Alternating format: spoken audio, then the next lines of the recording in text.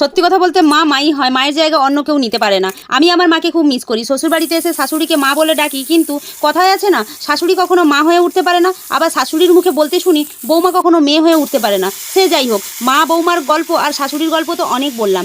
আজ আমার মায়ের হাতের কাতলা মাছ ফুলকপি বড়ি দিয়ে একটা গ্রাম্য রেসিপি শেয়ার করব। যদি আমার মায়ের হাতের রান্না ভালো লাগে তাহলে একটা সাবস্ক্রাইব করে দিও। আমার মা কাতলা মাছ নুন হলুদ মাখিয়ে সর্ষের তেলে ভেজে তুলে নিয়ে ওই একই কড়াইতে ফুলকপি আলু ভেজে তুলে নিয়ে আবারও একটু সর্ষের তেল দিয়ে কাঁচা টমেটো ভেজে তুলে নিয়ে বড়িও ভেজে তুলে নিল।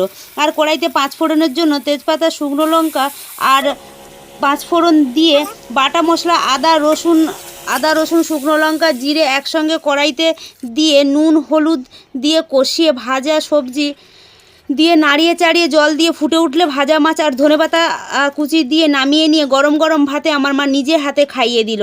কি দারুণ খেতে আমার মায়ের হাতের মাখানো ভাত।